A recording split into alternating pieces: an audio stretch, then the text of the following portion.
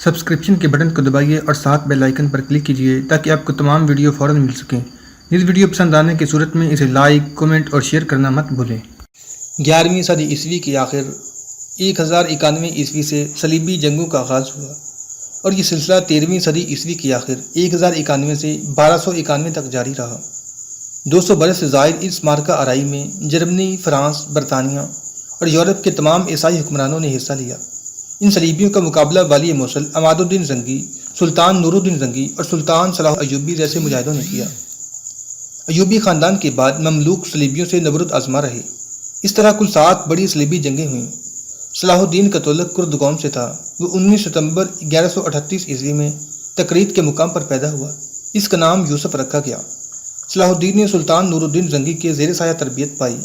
1160 عیسوی 555 ہجری میں جب صلیبیوں کو صلاح الدین ایوبی نے مصر سے نکال باہر کیا تو خلیفہ عضد الدین اللہ نے یوسف کو ملک الناصر صلاح الدین ایوبی کا نام عطا کیا۔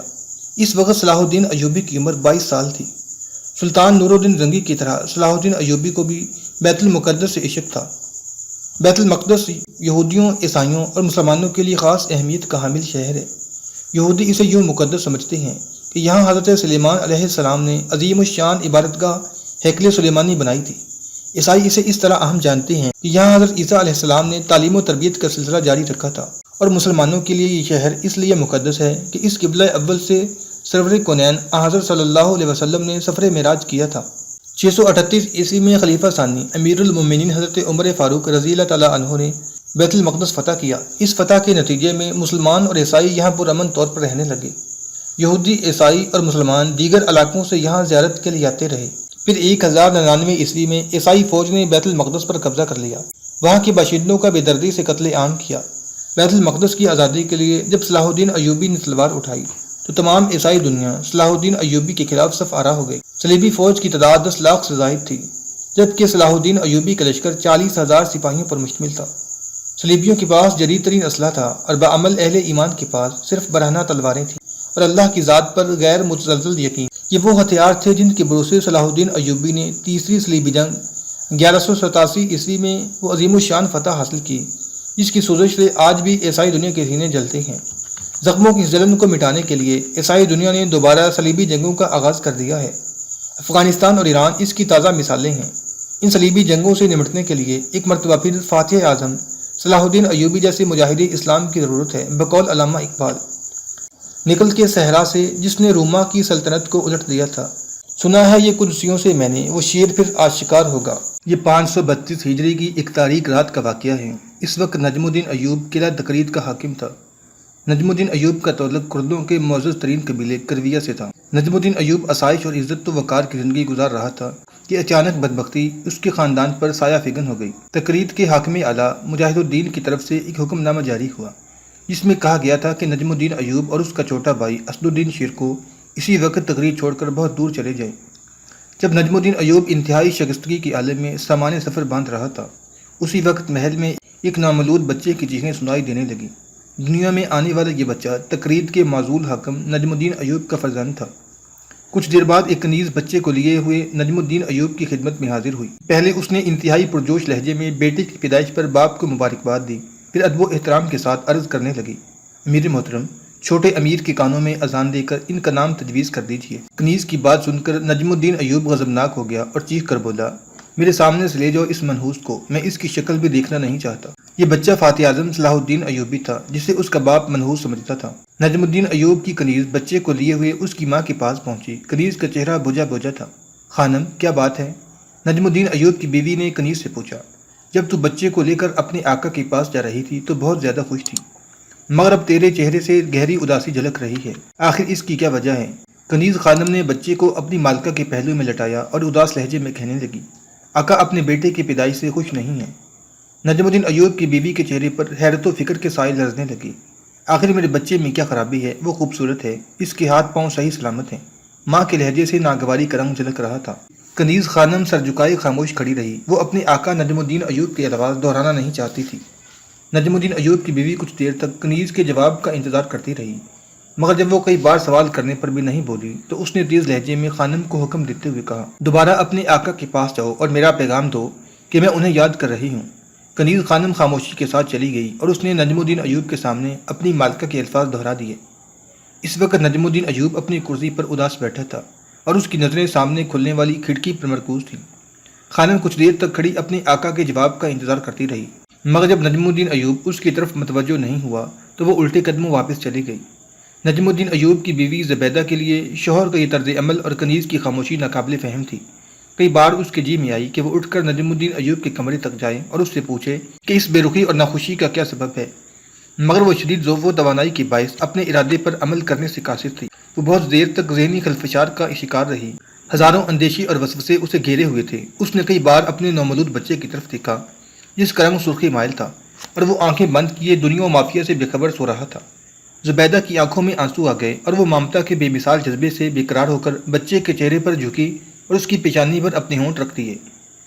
میرے بچے، تم اس دنیا میں کیوں آ گئے؟ ابھی زبیدہ اپنی بات مکمل کرنے نہیں پائی تھی کہ یکایک کمرے میں ایک باروب آواز گونجی، آپ کو فرزند کی پیدائش مبارک ہو۔ زبیدہ بہت تیزی سے اٹھ کر بیٹھ گئی۔ اس کے سامنے نجم الدین ایوب کا چھوٹا بھائی اسد الدین شیرکو کھڑا مسکرا رہا تھا۔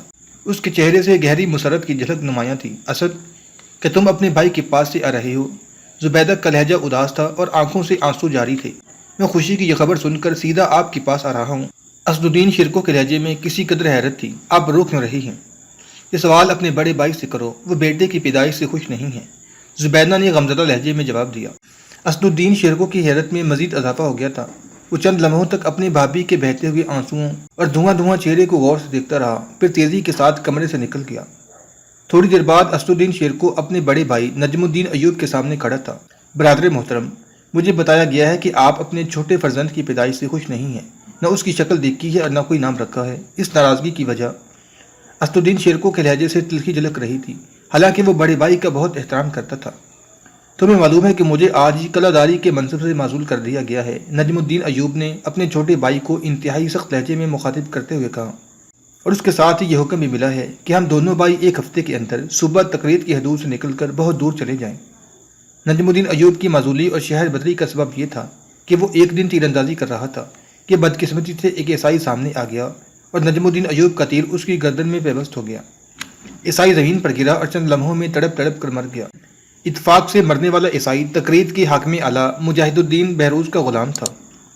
نجم الدین ایوب نے بہت عاجزانہ لہجے میں اپنی صفائی اور معذرت پیش کی، مگر بہروز نے اس کی کوئی دلیل قبول نہیں کی اور شدید غضب کی حالت میں حکم دیتے ہوئے کہا، برسوں کی خدمت کے صلے میں بس اتنی رعایت دی جا سکتی ہے کہ تم دونوں بھائی ہمیشہ کے لیے اپنے ناپسندیدہ چہرے میری نظروں کے سامنے سے گم کر دو۔ اسد الدین شیرکو نے بڑی اذیت و کرب کے ساتھ حاکم اعلیٰ مجاہد الدین بہروز کا حکم سنا اور پھر اداس لہجے میں کہنے لگا، برادر معظم، یہ سب نوشتہ تقدیر ہے، کبھی تخت شاہی اور کبھی تختہ مرگ، یہی دنیا کا نظام ہے۔ جب میرا بڑا بیٹا توران شاہ پیدا ہوا تو میں ایک سپاہی کے عہدے سے ترقی پا کر تقریر کا کلادار بن گیا۔ نجم الدین ایوب نے چیختے ہوئے کہا۔ اسے اپنے اعصاب پر ذرا بھی قابو نہیں رہا تھا، اور آج جب یہ منحوس دنیا میں آیا ہے تو میں بصد حسرت و یاس تقریر چھوڑ کر کسی خانہ بدوش کی طرح ایک نامعلوم منزل کی طرف جا رہا ہوں۔ ہم اہل ایمان ہیں، ہمارے مذہب کے مطابق نہ کوئی سات منحوس ہوتی ہے اور نہ مبارک، یہ سب اللہ کا نظام ہے اور اپنے نظام کو وہی بہتر سمجھتا ہے۔ اسد الدین شیرکو نے بڑے بھائی کا غصہ ٹھنڈا کرنے کے لیے انتہائی نرم لہجہ اختیار کرتے ہوئے کہا، مت سمجھاؤ مجھے کہ منحوس کیا ہوتا ہے اور مبارک کسے کہتے ہیں۔ نجم الدین کی آواز کچھ اور بلند ہو گئی تھی۔ بڑے بھائی کی طرف سے غیظ و غضب کے اس مظاہرے پر اسد الدین شیرکو بھی خاموش نہ رہ سکا۔ گستاخی معاف، عیسائی غلام کا قتل آپ کے ہاتھوں سے ہوا ہے، پھر اس معصوم بچے کو یہ سزا کیوں دی جا رہی ہے؟ نجم الدین ایوب اپنی معزولی سے اس قدر بدحواس ہو گیا تھا کہ اس نے چھوٹے بھائی کو بھی بری طرح ڈانٹ دیا۔ مجبوراً اسد الدین شیرکو واپس چلا گیا۔ پھر وہ اپنی بھاوج کے کمرے میں داخل ہوا، بڑی سرشاری کے عالم میں بھتیجے کو پیار کیا، اس کے کان میں اذان دی اور والہانہ انداز میں کہنے لگا، یہ میرا یوسف ہے۔ بچے کے چہرے پر ایک عجیب سا نور تھا، بڑی کشش تھی، اسی لیے اسد الدین شیرکو نے بھتیجے کو یوسف کا مبارک نام دیا۔ پھر اسی بچے یوسف نے صلاح الدین ایوبی کے نام سے شہرت دوام حاصل کی۔ یہ ایوبی خاندان پر بڑا گراں وقت تھا۔ کئی سال کی شدید محنت اور جان فشانی کے بعد نجم الدین کلاداری کے منصب تک پہنچا تھا، اور پھر چند گھنٹوں میں اس سے سب کچھ چھن گیا۔ نجم الدین ایوب کا اقتدار اس مکان کی طرح تھا جسے زر کثیر خرچ کرنے کے بعد تعمیر کیا گیا ہو اور زلزلے کے ایک جھٹکے نے اسے زمین بوس کر دیا ہو۔ وقت تیزی سے گزرتا جا رہا تھا اور تقریر کے حاکم اعلیٰ مجاہد الدین بہروز کے حکم کی تعمیل میں صرف ایک دن رہ گیا تھا۔ دونوں بھائی نجم الدین ایوب اور اسد الدین شیرکو ایک کمرے میں بیٹھے غور کر رہے تھے کہ ان کا یہ خانہ بدوش خاندان کس علاقے کا رخ کرے کہ جہاں اسے پناہ مل جائے۔ بظاہر کوئی جائے امان نظر نہیں آ رہی تھی۔ دور تک کھلا آسمان تھا اور مایوسیوں کا گہرا اندھیرا۔ یکایک اس تاریکی میں روشنی کی لکیر نمودار ہوئی اور نجم الدین ایوب مضطرب ہو کر کھڑا ہو گیا۔ کاش ایسا ہو جائے۔ نجم الدین ایوب شدید بے چینی کے عالم میں بار بار اپنا ایک ہاتھ دوسرے ہاتھ پر مار رہا تھا اور اس کی زبان سے بس یہی مخصوص الفاظ ادا ہو رہے تھے، کاش ایسا ہو جائے۔ بڑے بھائی کی یہ اضطرابی کیفیت دیکھ کر اسد الدین شیرکو بھی کھڑا ہو گیا اور پوچھنے لگا، کیا ہو جائے برادر محترم؟ چھوٹے بھائی کی بات سن کر نجم الدین ایوب کے سامنے 6 سال پرانا ایک واقعہ اپنے پورے قد و قال کے ساتھ ابھر آیا۔ یہ 526 ہجری کا زمانہ تھا اور بغداد پر عباسی خلیفہ مسترشد باللہ کی حکومت تھی۔ اسی دوران میں زنگی حکومت کے بانی عماد الدین نے عراق میں شکست کھائی اور اپنے سپاہیوں کے ہمراہ فرار ہو کر دریائے دجلہ کے بائیں کنارے پر دم لیا، مگر ابھی اس کے لیے کوئی جائے پناہ نہیں تھی، کیونکہ دشمن کا لشکر مسلسل عماد الدین زنگی کے تعاقب میں تھا۔ دریا کے اس پار ایک چٹان پر تقرید کا ناقابل تسخیر قلعہ واقع تھا۔ قلعے کے دفاع کے لیے خشکی کی طرف ایک گہری خندق کھود دی گئی تھی، جس تک پہنچنے کے لیے چٹانیں کاٹ کر خفیہ سیڑھیاں بنائی گئی تھیں جو قلعے کے وسط سے گزر کر دریائے دجلہ تک جاتی تھیں۔ اب عماد الدین زنگی کے شکست خوردہ لشکر کے بچاؤ کی ایک ہی صورت تھی کہ اسے تقرید کے قلعے میں عارضی پناہ مل جائے، مگر یہ سب کچھ قلعہ دار کی مرضی پر منحصر تھا۔ ایسی سنگین صورتحال میں نجم الدین نے فراخ دلی، بلند حوصلگی اور اسلامی رواداری سے کام لیتے ہوئے کچھ دن کے لیے اپنے دینی بھائیوں کو قلعہ میں پناہ دے دی، پھر بڑی رازداری کے ساتھ عماد الدین زنگی کو کشتیوں کا ایک بیڑا فراہم کر دیا۔ آخری کشتی پر سوار ہونے سے پہلے عماد الدین زنگی نے بڑے والہانہ انداز میں نجم الدین ایوب کو گلے لگاتے ہوئے کہا، میرے بھائی، نہ میں اپنے اس برے وقت کو بولوں گا اور نہ تمہارے احسان کو۔ پھر نجم الدین ایوب اس وقت کھڑا رہا جب تک عماد الدین زنگی اور اس کا لشکر دریائے دجلہ کے دوسرے کنارے پر اتر کر دشمن کے تعاقب اور حملے سے محفوظ نہ ہو گیا۔ پھر 6 سال بعد وقت بدلا تو عماد الدین زنگی کو پناہ دینے والا خود کھلے آسمان کے نیچے بے اما کھڑا تھا اور بار بار ایک ہی جملہ دہرا رہا تھا، کاش ایسا ہو جائے۔ نجم الدین کے ان پراسرار الفاظ کا صرف ایک ہی مفہوم تھا کہ عماد الدین زنگی کو اپنا والا یاد آ جائے، جس نے اس عرصے میں دشمن کو شکست دے کر دوبارہ اپنے علاقے پر قبضہ کر لیا تھا۔ پھر نجم الدین ایوب نے اپنے چھوٹے بھائی کو عماد الدین زنگی کی رخصت کا آخری منظر پوری تفصیل کے ساتھ سنایا تو اسد الدین شیرکو بے ساختہ بول اٹھا، آزمائش کی اس گھڑی میں سلطان کی ظرف کو ضرور آزمایا جائے، ڈرتا ہوں کہ کہیں وہاں سے بھی ناکام و نامراد نہ لوٹا دیا جاؤں۔ نجم الدین ایوب نے اداس لہجے میں کہا، عیش و اقتدار بہت بڑا فتنہ ہے، جب انسان اسے حاصل کر لیتا ہے تو اپنے برے دنوں کو اس طرح بھول جاتا ہے جیسے اس پر کبھی کوئی مصیبت کی گھڑی گزری ہی نہیں تھی۔ آخر ہمارے پاس اس کے سوا چارہ بھی کیا ہے؟ اسد الدین شیرکو نے ایک ایک لفظ پر زور دے کر کہا، ہمیں ایک بار سلطان عماد الدین زنگی کے محل پر دستک ضرور دینی چاہیے۔ اگر دروازہ کھل گیا تو ہم سمجھیں گے کہ وہ ایک احسان شناس انسان ہے، ورنہ اللہ کی زمین تنگ نہیں ہے اور وہ بڑا پناہ دینے والا ہے۔ اسد الدین شیرکو بڑا عبدالعظم اور شجاع نوجوان تھا۔ چھوٹے بھائی کی اس بلند حوصلگی نے نجم الدین ایوب کو بہت سہارا دیا۔ پھر وہ بیوی، چھوٹے بھائی اسد الدین شیرکو اور تینوں بیٹوں تورانشاہ، شمس الدولہ اور یوسف کے ساتھ تقرید کے قلعے سے باہر نکلا۔ اس وقت یوسف صلاح الدین صرف 7 دن کا تھا، اس اعتبار سے اس کا شمار دنیا کے کم سن ترین مہاجروں میں ہوتا ہے۔ پھر دشوار گزار اور طویل فاصلہ طے کر کے چند افراد پر مشتمل یہ خانمہ برباد قافلہ موصل پہنچا۔ نجم الدین ایوب کو ہرگز امید نہ تھی کہ عماد الدین کے دربار میں اس کی شاندار پذیرائی کی جائے گی۔ زنگی حکمران نے تخت سے اتر کر نجم الدین ایوب کا استقبال کیا اور بڑے والہانہ انداز میں اس سے گلے لگاتے ہوئے کہا، خوش آمدید میرے بھائی نجم الدین۔ پھر عماد الدین نے اسے اپنے تخت کے قریب وزیروں کی صف میں کرسی پر بیٹھاتے ہوئے بآواز بلند کہا، تم امن و سکون اور عزت و فراخت کے ساتھ موصل میں رہو۔ اس کے بعد زنگی حکمران نے اہل دربار کی طرف دیکھتے ہوئے سورہ رحمان کی یہ آیت مقدسہ تلاوت کی، احسان کا بدلہ سوائے احسان کے کچھ نہیں ہے۔ یہ اس واقعے کی طرف اشارہ تھا جب در بدری کی حالت میں نجم الدین ایوب نے سلطان عماد الدین زنگی کو چند روز کے لیے تقرید کی قلعہ میں پناہ دی تھی۔ بدبختی کا زمانہ گزر چکا تھا، رب خاندان ایوب پر خوش قسمتی کے گہرے سائے پڑنے لگے تھے۔ سلطان عماد الدین زنگی نے نجم الدین کو اپنے مقرب درباریوں میں شامل کر لیا تھا۔ خانہ بدوشی کی زندگی سے نجات پاتے ہی نجم الدین ایوب اپنے بچوں کی تعلیم و تربیت کی طرف متوجہ ہوا۔ اب یوسف 4 سال کا ہو چکا تھا۔ اس زمانے کے رواج کے مطابق یوسف کو قرآن کریم کی تعلیم حاصل کرنے کے لیے مکتب میں داخل کر دیا گیا۔ وہ اپنے دونوں بڑے بھائیوں تورانشاہ اور شمس الدولہ سے بہت مختلف نظر آتا تھا۔ بچہ ہونے کے باوجود نہ وہ کسی سے جھگڑا کرتا تھا اور نہ اس کے کسی عمل سے شرارت جھلکتی تھی۔ یوسف غیر معمولی حد تک سنجیدہ تھا اور اس کی شربتی آنکھیں ہر وقت کھوئی کھوئی سی رہتی تھی، جیسے وہ کسی گہری سوچ میں گم ہو۔ اساتذہ اس کی بہت تعریفیں کرتے تھے۔ یوسف کا حافظہ بہت قوی تھا، سرسری باتوں کو بھی اپنے ذہن میں محفوظ رکھتا تھا۔ زبیدہ اپنے چھوٹے بیٹے سے بہت محبت کرتی تھی۔ مگر جب موصل آ کر اس کے چوتھا لڑکا ملک العادل پیدا ہوا تو فطری طور پر ماں کی محبت تقسیم ہو گئی۔ وقت تیزی سے گزر رہا تھا۔ اب یوسف کی عمر 7 سال تھی کہ عجیب واقعہ پیش آیا۔ سلطان عماد الدین زنگی کا دربار آراستہ تھا۔ اتفاق سے اس روز یوسف بھی اپنے باپ کے ساتھ دربار میں موجود تھا۔ موصل میں رہنے والا ایک بوڑھا عیسائی راہب مرزبان دربار میں داخل ہوا۔ سلطان عماد الدین زنگی نے گرم جوشی کے ساتھ عیسائی راہب کا استقبال کیا۔ میں سلطان کا نہایت شکر گزار ہوں کہ میری درخواست قبول کی گئی اور حکومت کے کارندوں نے وقت سے پہلے خانقاہ کا تعمیری کام مکمل کر دیا۔ پادری مرزبان نے بآواز بلند کہا۔ اس کے لہجے سے سلطان عماد الدین زنگی کے لیے انتہائی عقیدت جھلک رہی تھی۔ اسلامی مملکت میں بسنے والے ہر شخص کے جان و مال اور عبادت گاہوں کی حفاظت حکومت کی اولین فرائض میں شامل ہے۔ سلطان عماد الدین نے انکسار کے لہجے میں جواب دیتے ہوئے کہا، یہ تم پر کوئی احسان نہیں ہے، مگر میں اس کے جواب میں اتنا ضرور چاہوں گا کہ تم اپنی قوم کو اہل اسلام کی رواداری اور حسن سلوک کے بارے میں ضرور بتاؤ۔ اس واقعے کی مختصر تفصیل یہ ہے کہ عیسائی راہب مرزبان کی خانقاہ بہت شکستہ ہو گئی تھی اور تیز بارش میں اس کی ایک دیوار بھی گر گئی تھی۔ نتیجتاً مرزبان نے سلطان عماد الدین زنگی کی خدمت میں ایک درخواست ارسال کی تھی کہ اس طرف توجہ دی جائے۔ سلطان نے کسی تاخیر کے بغیر اپنے کارندے بھیج کر اس طرح خانقاہ کی مرمت کرا دی تھی کہ اس پر نئی عمارت کا گمان ہوتا تھا۔ جواباً پادری مرزبان سلطان عماد الدین زنگی کے دربار میں شکریہ ادا کرنے کے لیے حاضر ہوا تھا۔ پھر جب مرزبان واپس جانے لگا تو اتفاق سے اس کی نظر 7 سالہ یوسف پر پڑی۔ عیسائی راہب چونک کر رک گیا، کچھ دیر تک یوسف کے چہرے کو بہت غور سے دیکھتا رہا، پھر آہستہ قدموں کے ساتھ دربار سے نکل کر چلا گیا۔ سلطان عماد الدین زنگی کے ساتھ دوسرے درباریوں نے بھی مرزبان کی اس ناقابل فہم عمل کو دیکھا تھا، مگر سب سے زیادہ حیرت نجم الدین کو ہوئی تھی۔ پھر دوسرے دن نجم الدین ایوب اپنے بیٹے یوسف کو لے کر عیسائی راہب مرزبان کی خانقاہ میں پہنچا۔ کل تم سلطان کے دربار میں اس بچے کو اتنی غور سے کیوں دیکھ رہے تھے؟ نجم الدین ایوب نے داخل ہوتے ہی بڑے بے باک لہجے میں سوال کیا۔ عیسائی راہب نے نجم الدین کے سوال کا جواب دینے کے بجائے کامسن یوسف کو اپنے قریب بٹھا لیا اور ایک بار پھر اس کی پیشانی کو غور سے دیکھنے لگا۔ نجم الدین ایوب خاموشی سے مرزبان کے چہرے کا جائزہ لے رہا تھا۔ کچھ دیر عیسائی راہب کی ہونٹوں پر مسکراہٹ ابھری۔ اب مجھے یقین آ گیا کہ اس روز میری آنکھوں نے دھوکہ نہیں کھایا تھا۔ مرزبان نجم الدین ایوب سے مخاطب تھا، اگر تم اس بچے کی باپ ہو تو بے شک اس دنیا کی خوش نصیب ترین انسان ہو۔ بڑی عجیب بات تھی، نجم الدین ایوب نے بے اختیار ہو کر کہا، ہاں میں ہی اس بچے کا باپ ہوں، مگر تم اس کے چہرے میں کیا تلاش کر رہے ہو؟